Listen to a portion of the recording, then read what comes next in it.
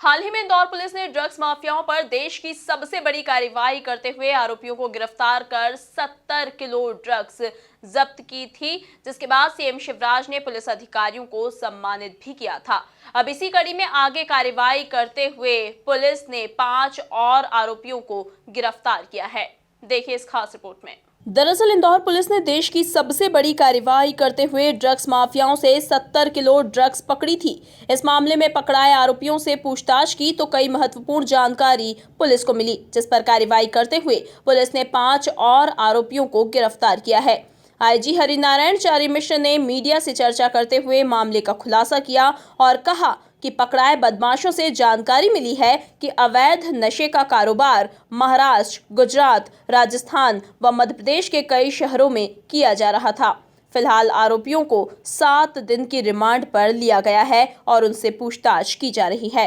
पिछले दिनों एक ड्रग्स की बड़ी कार्रवाई हुई थी, जिसमें पुलिस ने एक बड़ी सफलता अर्जित की थी। उस कड़ी से जुड़े हुए जो 2 आरोपी पकड़े गए थे, उन्हें पुलिस ने 15 दिनों की रिमांड पर लिया था। उनसे लंबी पूछताछ हुई है और उन कड़ियों को ढूंढने की कोशिश की गई, जिन कड़ियों से इसके आगे की जानकारी मिल सकती थी। और अभी तक की पूछताछ में कुछ महत्वपूर्ण सुराग और महत्वपूर्ण कड़ियां इस पूरे पूछताछ में आई हैं, जिसमें मुख्य तौर पर उन जानकारियों के आधार पर आज 5 लोगों की और गिरफ्तारी की गई है, जो कि इस पूरे ड्रग पेडलिंग और इस व्यवसाय से, इस पूरे अवैध कारोबार से जुड़े हुए थे। इसमें अगर देखें तो सबसे महत्वपूर्ण कड़ी के रूप में इसमें रईस, तबरेज, ये मुख्य तौर पे आए, ये दिनेश अग्रवाल से जुड़े हुए थे। और इनके साथ साथ, रईस के साथ साथ 2-3 और ऐसे नाम आए हैं जो कि दूसरे शहरों से जुड़े हुए हैं, यानी कि दूसरे शहरों से इनका जो अवैध नशे का जो पूरी तरह से अवैध कारोबार था, वो न सिर्फ यहाँ पर बल्कि महाराष्ट्र, गुजरात, राजस्थान और मध्य प्रदेश के कई शहरों में इनका अलग अलग ड्रग पेडलिंग का कारोबार था। ड्रग का अवैध रूप से इस व्यवसाय को खपाते थे। और अगर हम इनका देखें तो पिछले 1 सालों में अलग अलग हिस्सों में इन्होंने 50 केजी के आसपास इस तरह के ड्रग्स को अलग अलग शहरों में, जिसमें महाराष्ट्र के कई शहर हैं, जिसमें गुजरात के कई शहर हैं और राजस्थान के शहर हैं, मध्य प्रदेश के शहर हैं, इन अलग अलग शहरों में छोटे ड्रग तस्करों के माध्यम से खपा दिया है। इसमें जो गिरफ्तारी हुई, इसमें मुख्य तौर पे तबरेज और सरदार की गिरफ्तारी हुई, सरदार खान, और साथ ही साथ अशफाक नाम के एक व्यक्ति की गिरफ्तारी हुई, जिसके बारे में और पूछताछ की जा रही है। इन पूरे लोगों को 7 दिन के रिमांड पर लिया गया है।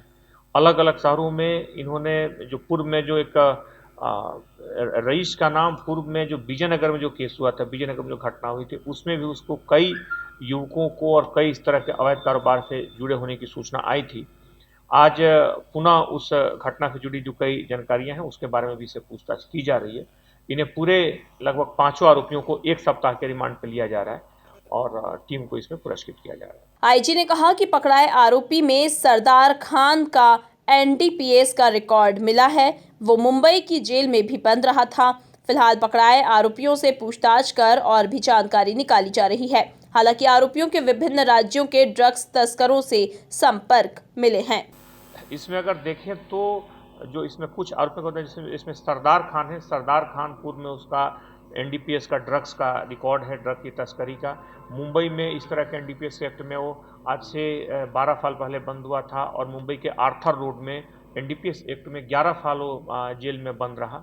अभी छूट कर वो आया, मंदसौर का रहने वाला है और यहाँ पर फिर उसने अभी शुरू किया था ये कारोबार। तब तक पुलिस ने इसे पकड़ लिया है। बाकी आरोपी भी अलग अलग अफवाहों के, जैसा कि बताया चुका है कि दिनेश अग्रवाल और बाकी उसमें मंदसौर से हैं।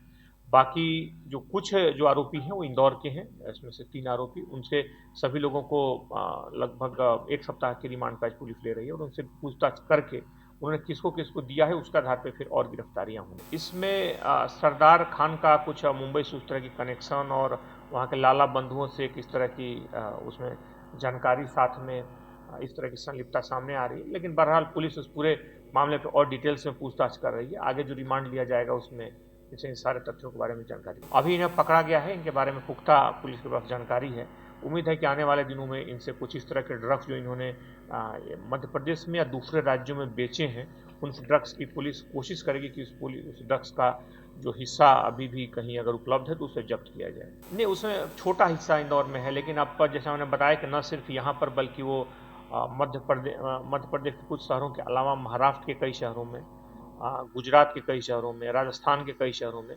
आसपास के कई जगहों के तस्करों से इनके संपर्क हैं।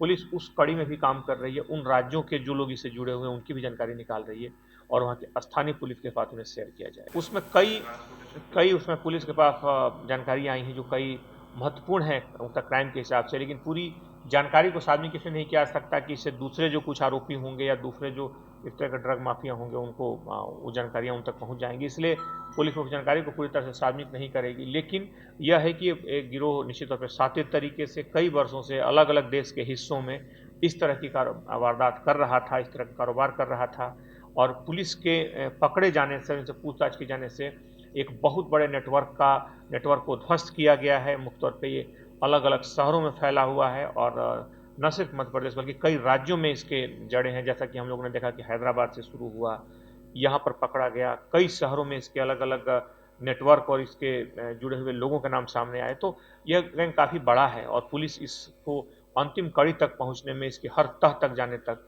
इस पूरी जांच को जारी रखेगी। कुल मिलाकर देखें तो देश की सबसे बड़ी कार्रवाई करने के बाद पुलिस लगातार इससे जुड़े आरोपियों की तलाश कर उन्हें पकड़ने का काम कर रही है। एमपी न्यूज के लिए धर्मेंद्र यादव की रिपोर्ट।